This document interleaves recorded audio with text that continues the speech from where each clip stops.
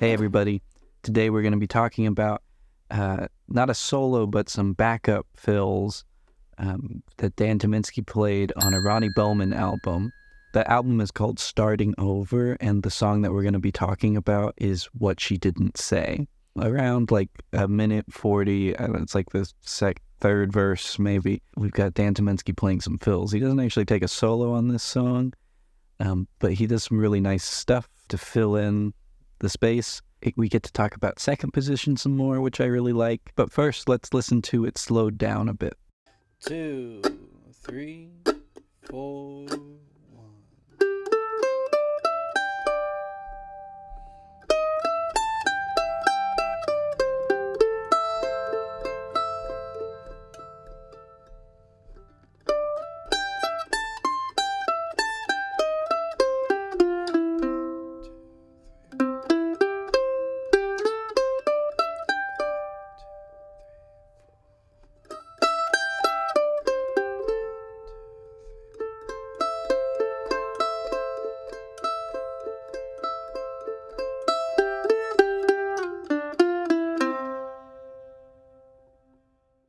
So these are fills, and if you don't know what that means, I guess there's like maybe a kind of longer answer. I'm always want to like do the historical thing, but in a modern context, fills just mean that there are often like gaps in the singing where, you know, the singer is catching their breath or something, and we're just filling in that space. So for example, on this song, if you go and listen, the fiddle is filling on one of the verses, probably the banjo fills on another verse, and all they're doing is just sort of playing these notes in between where the singing is happening. This has been a part of bluegrass, you know, sort of for a long time, just naturally, and that there's the way that the songs tend to be written, they usually have these ending phrases where a note is held out for a long time. And so there's just naturally these gaps. I don't think there was a lot of thought put into it originally. People were just filling in those spaces to keep things moving along. But as time has gone on, it's become a little bit more and more standardized to now where like you can sort of hear it's very specifically like this person's filling, this person's filling. With this one in particular, we're in the key of C. And so we're going to play in second position. So it's very similar to like when we play in B, we're going to just take our index finger and we're going to put it on the root note, which is a C. And in this case, this is the third fret of the A string. And then our middle finger is going to come down here on the fifth fret of the D string. And that little C double stop is going to be what we're playing out of the whole time, mostly. We've talked about it before, but this second position pattern, it doesn't have to be second position, but just this pattern is based on like a modified pentatonic scale. So we have, those are kind of, that's the general idea of what we're working with. And so starting out, we have pretty much just exactly that. We're just running up this scale and then coming back down to this fifth fret of the A string. But one thing to point out with the tone, it's a really cool thing that you don't hear like a ton in bluegrass. There's a few people that like notably do it, Dan Tyminski being one of them, and then Joe Craven does it a lot too, where we're palm muting. So we're using fleshy part of our palm, and it's going to be resting actually on top of the strings just enough so that it doesn't ring out normally. It's still ringing, but it just has a little bit of a mute to it. And it has this really cool sound. It's a very sweet sounding thing. Like it's very sensitive, but because it's Dan, you know, there's still a lot of like, it's pushing a lot. It creates a really nice texture behind the vocals. So to do that, depending on how you hold your right hand to begin with, we're going to place our hand on the bridge, which generally we're not doing. And we're just talking about like this very, like the bottom part of the wrist. And you're just going to have to experiment a little bit. You might have to angle depending on how your hand is shaped. Because you still want them to be ringing, Like if I do this E is a little bit too muted, so if I change the angle, pull the hand further forward, further back, you can sort of find a sweet spot. But so we have that first line. Part of what it does is it makes all of the notes a little bit more staccato anyway. Like we're leaving our fingers down in between the notes so that we would get this legato feeling, but because we're muting, it has this like almost in-between quality where it's ringing, but it's also really pointed. And then we do a lot of this position, like, you know, talked about before. This is C. We've moved this towards the ground. So now the 5th fret of the A string, 3rd fret of the E string. This double stop is G, or the 5 chords, so C, G. And if we put down our ring finger here, so on the 7th fret of the A string, and now the 3rd fret of the E string, that's also a C. So this is a C double stop, 5 and 3 on the D and the A, and this is a C double stop, 7 and 3 on the A and the E. So a lot of this stuff is moving between those two positions. And in the case of this, after the first, like the pickup measure, the first chord is a G chord. So we're going into this double stop. But then we're moving back into a C double stop by playing this minor third, major third of the C chord, so 6th fret, 7th fret. Or close, I messed up a little bit there, but we get this. And that A note is really important here. That A note would be the 6th note in the scale. And I associate that sound a lot with banjo. And it could just be maybe the way my dad played the banjo, but that sound is just feels very banjo related to me. And you hear it a lot in Dan's playing. It could be because he, I think, started out as a banjo player. I think in the first band he was in, he played banjo, but it's just a very banjo-y sort of thing. And so hitting that and hitting it on those like downbeats really strong, mixed with the muted sound, you just get this kind of, it's just pushing. But again, it's in the background. We're not trying to like draw a ton of focus necessarily. So then a lot of this, we have this thing that Dan's doing where he's like playing sort of a cross-picking thing.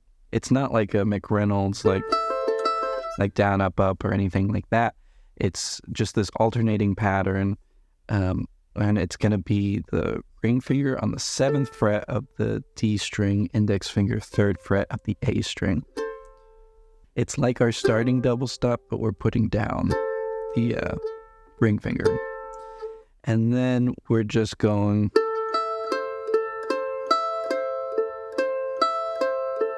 So that first time we jump from the 7th fret on the D string up to the E, but then it's just all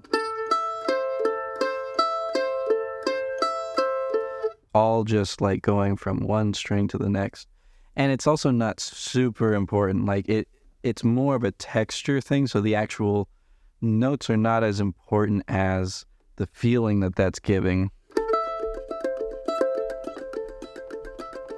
It's very like bouncy. Again, sort of think the kind of bounce that you hear in that sort of Virginia, North Carolina style banjo playing. So our next lick, we're kind of going from the higher C double stop up a little bit to the next C note, and then coming back down the 2 octaves. We're trying almost specifically not to play like the melody, so a lot of it's kind of just filling space, and so the going from one, just kind of playing scalar patterns. We see that a lot, and we're going to use a lot of the same tricks, like playing the major and minor thirds and things like that. So we're going to start actually with our ring finger on the 5th fret of the A string, like we would in first position, but it's because we're going to slide up into this 7th fret. And remember that when we do slides like this, we want to think about where we're going to end up, not where we're starting in terms of which fingers we're using. So we slide up, and then we're using the pinky to grab that high C note, and now we're going to go down the scale. Now we get those minor and major thirds. And we're going to do a little shift here. There's, a few different ways that you could do this, but this way feels natural enough to me where we're going. So we're going to just do a quick shift from playing this 3rd fret on the D string with our index finger to sliding our index finger down to play that 2nd fret. And then ending on the 5th fret of the G string, this lowest C note that we have here. So we kind of go up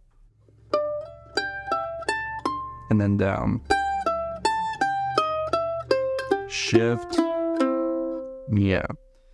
And then we have the timings a little bit interesting here. We're holding this C note for 2 counts. Well, 2.5 counts. So 1, 2, 3, and on the and of 3 is when we're going to pick up with an upstroke and just do a little arpeggio, and then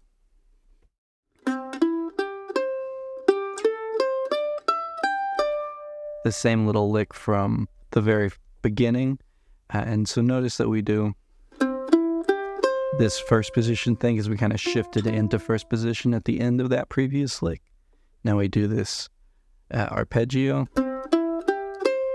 and then we're going to do that lick, but we're going to shift there back into second position. And then the next one's really cool. The timing is kind of, I wrote out the timing, but it's very this feel thing where it's a very exciting feeling thing where we're doing a slide on the offbeat, so it's counting 1, and then the and is when we're doing this, playing the 6th fret sliding into the 7th, and then we do a downstroke with both the 7th fret of the A string and the open E string. Mine is a little out of tune right now. Oh, that made it worse. Okay, pause. Okay, we're back.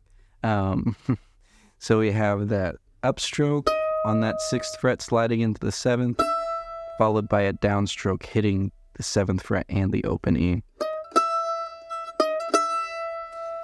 If you listen to the recording, it is there like that, but you can hear there's just kind of this excited quality to it that makes it sound really cool. You just have to mess with it a little bit to try to get that sound, but this is essentially what it is. So we're going. So it's the same kind of thing, the same pentatonic scale thing. We're ending on this 7th fret of the D string, this A note, because we're going into an F chord here. And then we have that same little pattern. And, you could, again, it's not really super important exactly. It's starting out quiet here and getting louder as a texture until we get to the very last lick, which is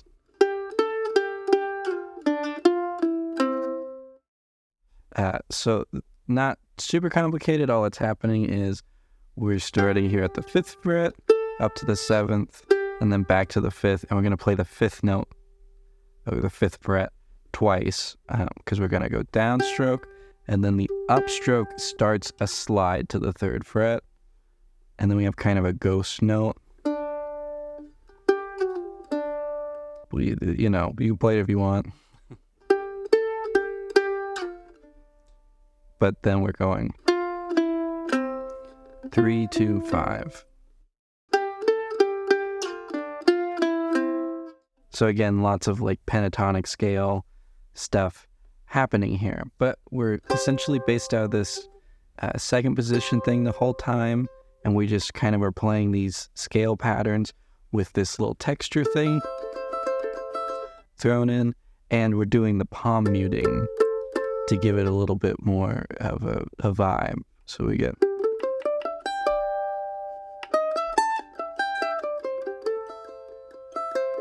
we kind of trail off.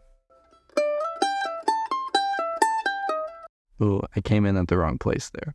It's hard to do without the music because it's informed by the music. But...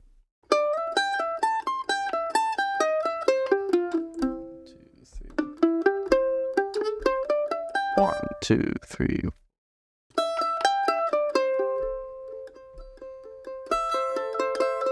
And then we have...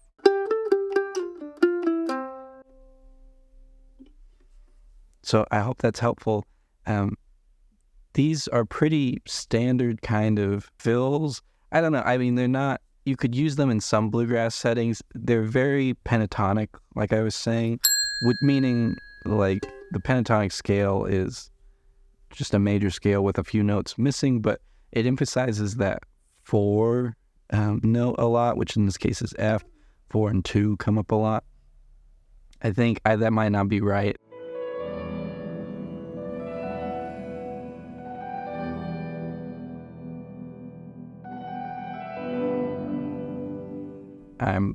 I failed music theory in high school, so the feeling of it is less like straight ahead, like traditional bluegrass. It's just a little bit softer, like approaching more of a like Americana kind of folky vibe. So if you're in a situation with a song like that, then you could probably play these kinds of fills and it would work. And you know, it's mostly closed other than the little texture. Although honestly, you could do that open A string open or open E string in a lot of keys and it'll sound mostly fine. Not B flat, doesn't really work very well in B flat. But if you were in B,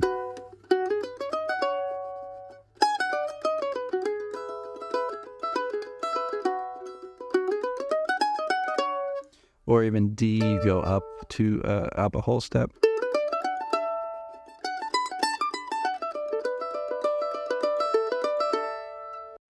You know, you get lots of mileage out of that. So I hope that you have fun with it, and I look forward to seeing you again next time. Bye. Hey, I hope you liked that video. If you did, you should like this video, and I've always got more stuff coming, so be sure to subscribe. Got lots of other lesson videos, and I'm always working on some kind of project or new weird thing that I think is interesting. So be sure to give me a follow, and I'll see you next time.